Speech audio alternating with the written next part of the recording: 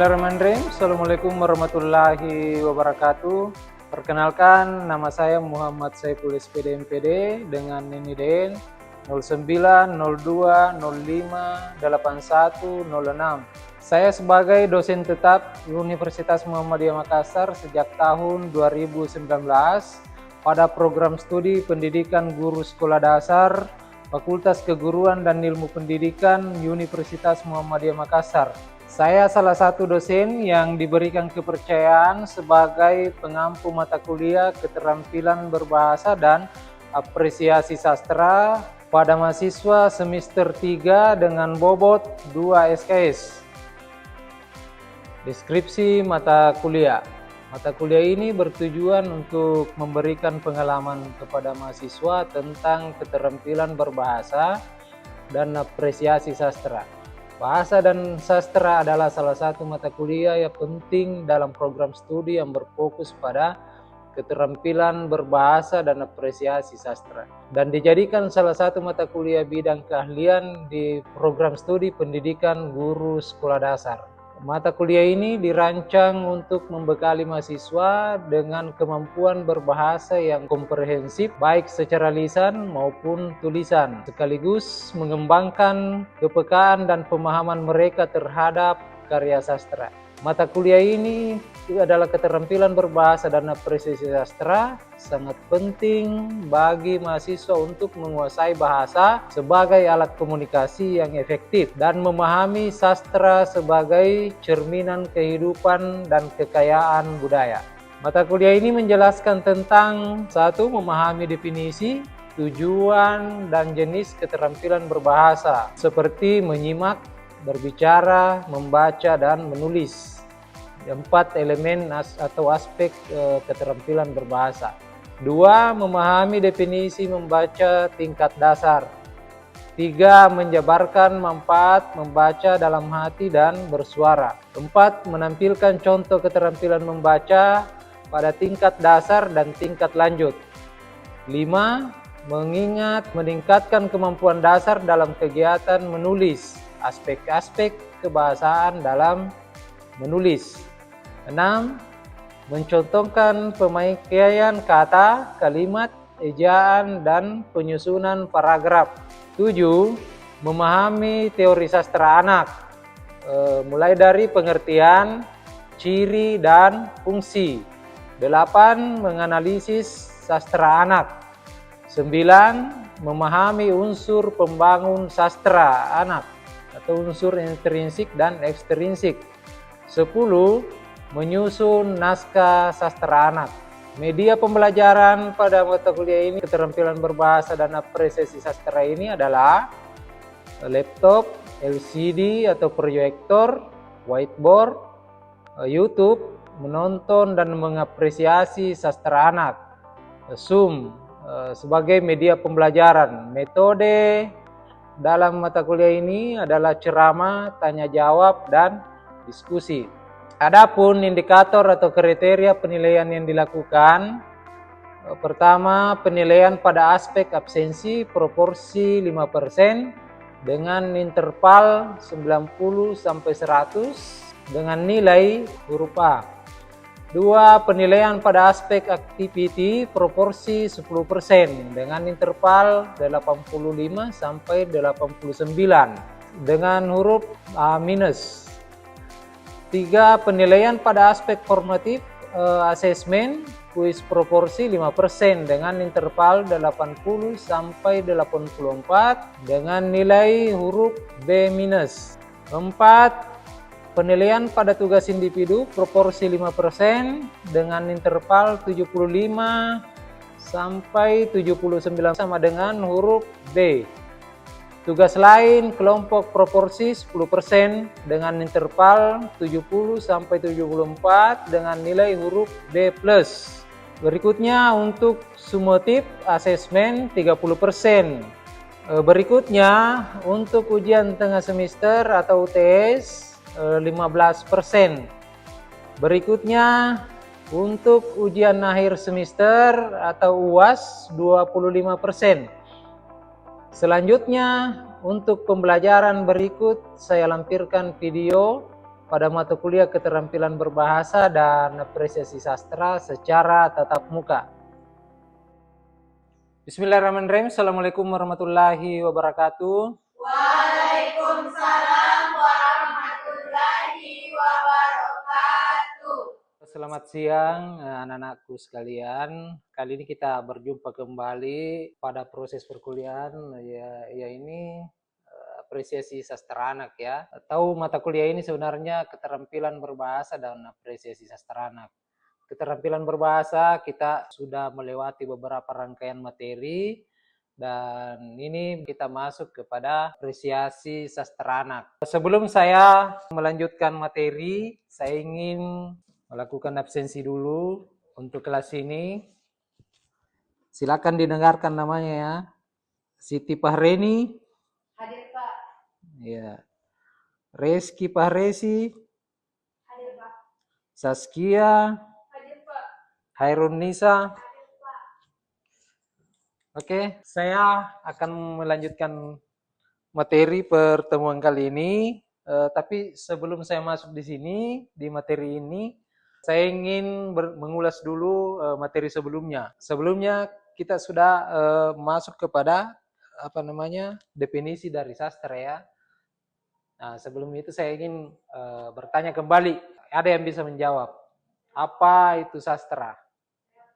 Ya, silakan Ul. Baik, saya akan menjawab tentang definisi sastra, yaitu secara umum sastra adalah karya seni yang disampaikan melalui bahasa, baik secara lisan maupun tulisan, dan memiliki unsur keindahan, imajinasi, serta ekspresi perasaan dan pikiran manusia. Sastra tidak hanya menyampaikan informasi, tetapi juga mengunggah emosi, membentuk pemikiran, dan mencerminkan realitas sosial, budaya, dan spiritual manusia. Itu saja, Pak. Oke, baik. Terima kasih Nandaul. Hakikat sastra ya, definisi dari kesusastraan, sastra adalah bentuk seni yang menggunakan kata-kata tertulis atau lisan untuk mengungkapkan gagasan, perasaan, pengalaman manusia. Ini melibatkan penggunaan bahasa, gaya dan struktur tertentu untuk menciptakan karya-karya. Jadi hampir sama yang disebutkan tadi Anandaul terkait tentang sastra. Jadi kalau berbicara tentang sastra, kita berbicara tentang estetika dan karya-karya imajinatif.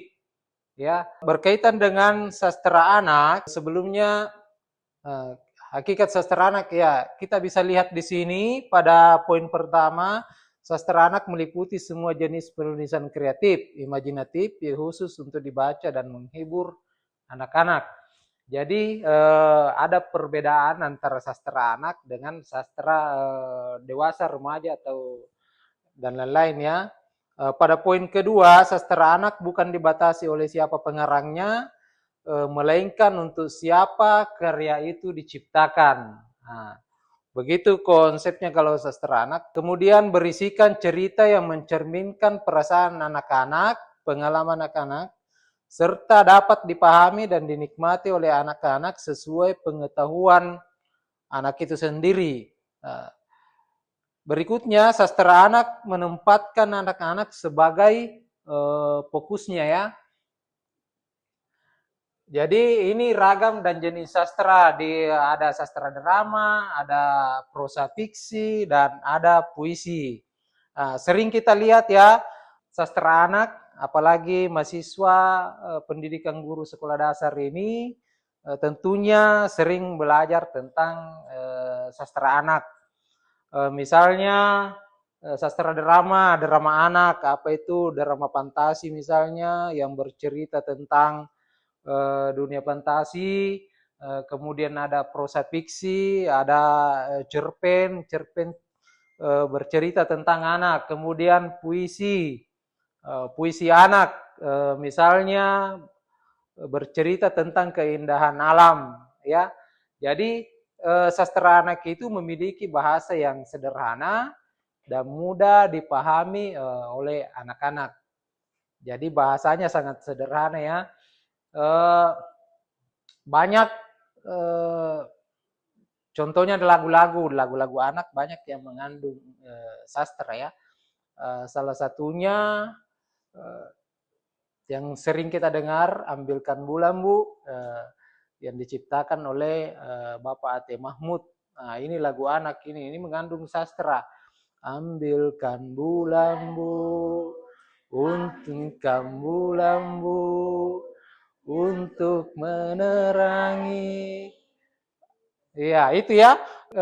Lagu ini bercerita tentang cita-cita sang anak. Bagaimana anak ini juga memberikan penghormatan kepada ibunya.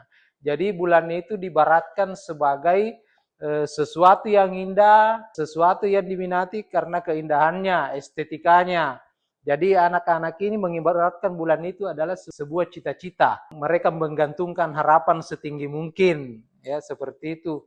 Pada slide berikutnya, memahami teori sastra anak, pengertian, ciri, dan fungsi.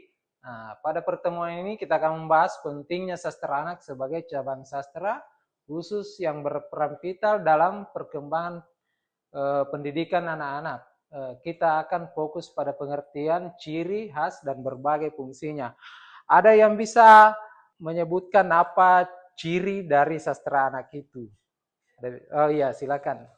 Baik, saya akan menjawab pertanyaan dari Bapak. Ini ciri-ciri dari sastra anak. Yang pertama ada bahasa sederhana dan mudah dipahami. Yang kedua ada tokoh dan latar dekat dengan dunia anak. Yang ketiga ada mengandung nilai moral dan pendidikan. Yang keempat ada imajinatif dan fantastis. Yang kelima ada menghibur dan menyenangkan. Yang keenam ada cerita singkat dan alur yang sederhana. Dan yang terakhir ada disertai dengan ilustrasi atau visual yang menarik. Itu saja yang dapat saya sampaikan. Iya, terima kasih atas jawabannya. Seperti yang saya sebutkan tadi bahwa sastra anak itu dengan berikut cirinya adalah memiliki bahasa yang sederhana. Kemudian ada fantasi, kemudian ada nilai edukasi. Itu ya. Jadi sering kita lihat video-video animasi, tontonan-tontonan yang menarik di televisi terkait tentang dunia fantasi, misalnya ya Putri Salju itu salah satu cerita anak. Ya, itu yang tokonya toko fantasi ya. Ya, mungkin itu tidak ada di dunia nyata, tapi disajikan di dunia sastra anak sebagai bentuk hiburan. Nah, sebagai bentuk hiburan bagi anak-anak kita ya. Itu terkait tentang cirinya. Pengertian sastra anak, karya untuk anak, karya sastra yang ditulis tentang dunia anak disesuaikan dengan perkembangan mereka. Ya, jadi ada kesesuaian dengan usia, misalnya usia sekolah dasar, kelas rendah misalnya, tentunya bacaannya ringan ya, supaya bisa dipahami oleh anak tersebut. Kalau mungkin di kelas tinggi ya bahasanya lebih ini menggunakan tema yang adaptif, bahasa tema yang relevan dengan perkembangan ya, disesuaikan dengan perkembangan intelektual. Kalau di kelas tinggi kan intelektualitasnya sudah bagus, kompetensinya sudah bagus, sudah pintar membaca, sudah pintar menulis, ya mungkin masuk di sini perkembangan intelektual, emosional, dan sosial anak ya. Seperti itu. Jadi mungkin di kelas tinggi sudah banyak memahami tentang kehidupan. Nah, ini tadi terkait dengan tentang ciri-ciri sastra anak, bahasa sederhana, tokoh menarik, biasanya anak-anak atau makhluk fantasi, hewan atau makhluk lain yang mewakili dunia anak, mudah mereka hubungkan dengan pengalaman sendiri. Nah, kalau dunia hewan misalnya cerita-cerita atau dongeng tentang kisah si kancil dan si buaya, ya, tentang si kura-kura dan kera yang berlomba lari itu ya. Nah, itu cerita dongeng atau cerita anak yang sering kita saksikan di televisi. Kemudian mengandung nilai moral atau pendidikan. Sastra anak selalu memiliki pesan moral seperti kejujuran, keberanian, kerjasama, dan kasih sayang. Iya. Misalnya pesan moral dalam cerita rakyat atau dongeng Maling Kundang. Pesan moralnya ya, kita tidak boleh durhaka kepada kepada orang tua. Kemudian tentang kasih sayang, kisah bawang merah dan bawang putih. Ya, betul. Kemudian alur cerita yang sederhana, jalan cerita mudah diikuti, tidak terlalu rumit, memiliki awal, konflik, ya. Jadi seperti yang saya sebutkan tadi terkait tentang dongeng, cerita rakyat atau cerita anak, bahasanya sangat sederhana dan mudah dipahami oleh anak-anak itu sendiri ya. Kemudian ini apresiasi sastra anak. Sesuai di pertemuan ini kita akan membahas memang apresiasi sastra anak. Jadi apresiasi sastra anak adalah penghargaan atau penilaian terhadap karya sastra yang ditujukan khusus untuk anak-anak. Karya sastra anak biasanya mencakup cerita-cerita, puisi, dongeng yang disusun dengan bahasa yang sesuai untuk pemahaman dan minat anak-anak. Apresiasi terhadap sastra dapat melibatkan beberapa elemen. Ya, seperti nilai pendidikan, karya sastra anak seringkali mengandung pesan moral, pelajaran yang disampaikan secara kreatif dan menarik. Sastra anak melibatkan pengalaman, pemahaman, nilai-nilai pendidikan. Gaya penulisan mengapresiasi bahasa dan gaya penulisan yang sesuai untuk anak-anak termasuk penggunaan kosakata yang sesuai dengan usia, target, narasi yang menarik, bahasa yang mudah dimengerti. Ini Bapak sudah jelaskan tadi ya. Kemudian masuk kepada ilustrasi. Karya sastra anak sering kali disertai ilustrasi atau gambar-gambar yang menarik.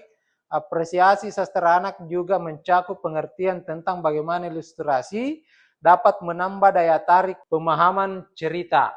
Yang mana dimaksud ilustrasi, banyak tokoh-tokoh animasi yang kita sering saksikan di televisi ya, terkait tentang sastra anak. Pernah lihat film Upin dan Upin? Pernah. Sering ya? Sering. Iya, sering melihat. Pasti banyak yang kita sering lihat di situ terkait tentang ilustrasinya ya. Iya. Kemudian aspek kreatif, menganalisis elemen-elemen kreatif dalam karya sastra anak seperti karakter. Ini unsur-unsurnya ya, unsur ekstrinsik dan ekstrinsik dalam karya sastra. Karakter, plot, dan konflik. Bagaimana penulis menggabungkan elemen-elemen ini untuk menciptakan cerita yang menarik. Sangat banyak tontonan, misalnya komik atau bacaan-bacaan anak yang sering kita lihat. Apalagi mahasiswa PGSD ini tentunya akan mengajar nanti di sekolah dasar. Tidak jauh dari sini pembahasan seperti ini. Relevansi, apresiasi sastra anak juga mencakup pertimbangan apakah karya tersebut relevan dan sesuai untuk kelompok usia yang dituju. Apakah pesan dan cerita tersebut sesuai dengan kebutuhan dan perkembangan anak-anak. Itu saya sudah jelaskan tadi di slide sebelumnya. Peran dalam pembelajaran.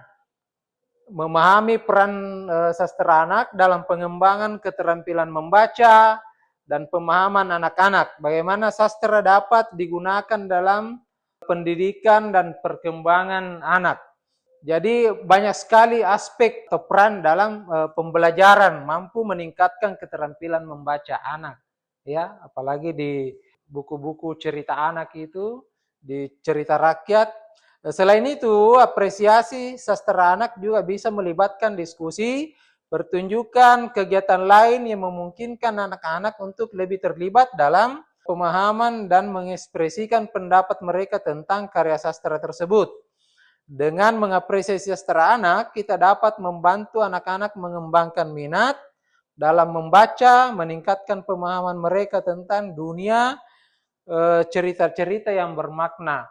Kadang di sekolah ada pensi namanya pentas seni, ada kegiatan-kegiatan seni yang terkait tentang sastra anak ya. Biasa ada pertunjukan drama, lomba baca puisi, itu semua. Jadi ada keterlibatan anak-anak di situ. Kalau berbicara tentang peningkatan keterampilan membacanya mungkin di puisinya ya.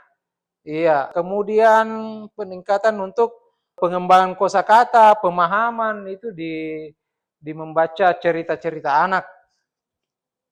Jadi banyak sekali ya. Nah, ini pada poin berikutnya adalah fungsi sastra anak. Fungsi edukatif, mengajarkan nilai-nilai moral, etika, pengetahuan kepada anak. Kemudian fungsi rekreatif, memberikan hiburan dan kesenangan bagi anak. Fungsi estetis, mengenalkan keindahan bahasa karya sastra kepada anak. Fungsi imajinatif, merangsang daya imajinasi dan kreativitas anak. Fungsi sosial, mengajarkan anak tentang kehidupan bermasyarakat dan hubungan sosial. Jadi banyak sekali termaktub di dalam fungsi sastra anak itu. Mengajarkan anak-anak tentang interaksi sosial di kehidupan sosial, bagaimana mereka mengamalkan apa yang mereka lihat di dalam konten atau sastra anak itu sendiri. Ya, jadi banyak seperti yang saya sebutkan tadi tentang cerita Maling Kundang, ya. Nah, itu bisa anak-anak realisasikan di kehidupan sosialnya, misalnya di rumah. Oh, berdosa kalau kita durhaka kalau seperti ini, tindakan-tindakan seperti ini. Ya, mungkin itulah yang kemudian diadopsi anak-anak kita, kemudian di lingkungan sekitar, ya. Bagaimana kita dalam etika sosial, bagaimana kita mengamalkan edukasi-edukasi yang ada di dalam sastra anak itu sendiri. Karena dunia anak sebenarnya adalah dunia bermain ya. Jadi di lingkungannya itu banyak sekali, di kehidupan sosialnya itu banyak sekali bentuk-bentuk kehidupan di mana anak terkadang biasa susah memilah. Nah, inilah fungsi dari sastra itu sendiri. Jadi ada nilai-nilai positif yang terkandung di dalam sastra anak itu. Fungsi terapeutik membantu anak memahami dan mengatasi perasaan atau masalah emosional. Ya, jadi banyak sekali fungsi dari sastra anak itu.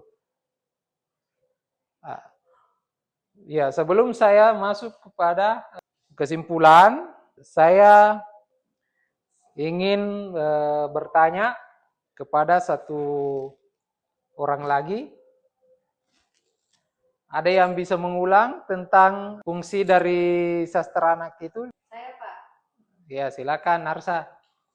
Baik, fungsi menghibur, Pak, yaitu fungsi rekreatif. Sastra anak berfungsi untuk menghibur anak melalui cerita-cerita yang lucu, menarik, atau menyentuh. Anak menjadi senang membaca dan tidak merasa bosan. Contohnya dongeng si kancil membuat anak tertawa dan gembira.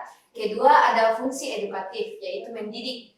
Sastra anak membantu menanamkan nilai-nilai moral dan budi pekerti seperti kejujuran, kebaikan, kerjasama, dan rasa tanggung jawab. Contohnya cerita tentang anak yang jujur selalu mendapat balasan baik. Yang ketiga, ada fungsi estetis, melatih rasa keindahan. Dengan membaca karya sastra, anak belajar menghargai keindahan bahasa, seperti rima, irama, dan gaya bahasa yang indah. Contohnya yaitu puisi anak melatih kepekaan terhadap bunyi dan irama. Yang terakhir ada fungsi sosial dan budaya, yaitu sastra anak mengenalkan nilai-nilai budaya dan sosial yang ada di lingkungan sekitar, sehingga anak dapat memahami adat, kebiasaan, atau tradisi daerahnya. Contohnya cerita rakyat dari berbagai daerah mengajarkan budaya lokal. Jadi sastra anak berfungsi untuk menghibur, mendidik, mengembangkan imajinasi, mengenalkan budaya, dan membentuk karakter anak. Dengan mengenalkan sastra sejak dini, anak-anak bisa tumbuh menjadi pribadi yang cerdas, berakhlak baik, dan kreatif. Itu saja, Pak. Betul. Ya, jawaban yang sangat lugas sekali dari Arsa ya, terkait tentang fungsi sastra anak. Jadi seperti yang disebutkan tadi, membangun daya imajinatif, bagaimana itu anak-anak bisa berpikir secara imajinatif, membangun imajinasinya mereka. Misalnya jika anak-anak kita ingin menulis, tentunya imajinasi itu penting karena ketika berbicara tentang imajinatif atau masuk kepada ranah fiksi, otomatis imajinasi itu kita harus luas ya. Salah satunya, misalnya ada karya anak seperti ini, berbicara menulis puisi, tentang bagaimana anak itu menggambarkan pemandangan yang ada di depan matanya ketika mereka ada di depan gunung misalnya atau pegunungan.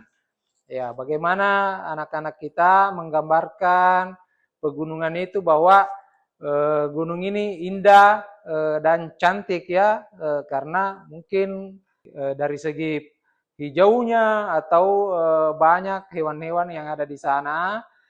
Itu anak-anak bisa menggambarkannya melalui imajinasi, mengembangkan imajinasi mereka ya.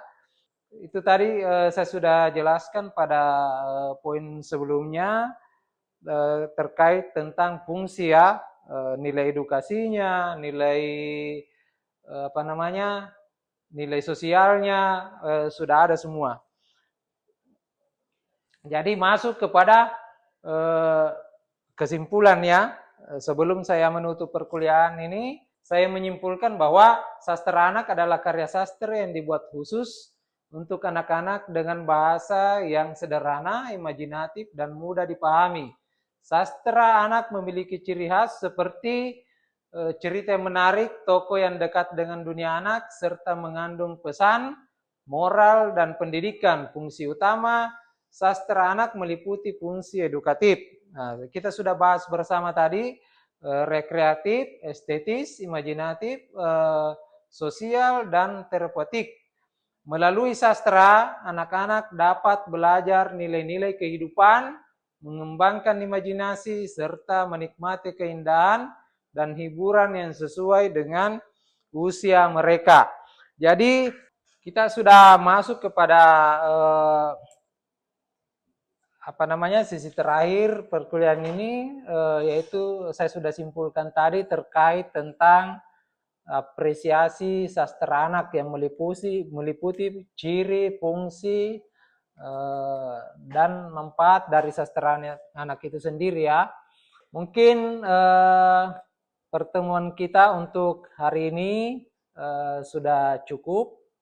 Saya ucapkan terima kasih kepada anandaku sekalian telah membersamai saya untuk mengulas perkuliahan tentang apresiasi sastra anak. Untuk itu saya tutup. Billahi fisabil haq, fastabiqul khairat. Wassalamualaikum warahmatullahi wabarakatuh.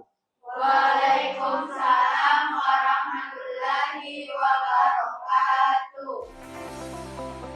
Itulah tadi seluruh rangkaian video pembelajaran yang saya lakukan. Semoga mampu mengakselerasi dunia pendidikan dan mencerdaskan kehidupan bangsa. Billahi fisabilil haq, fastabiqul khairat. Wassalamualaikum warahmatullahi wabarakatuh.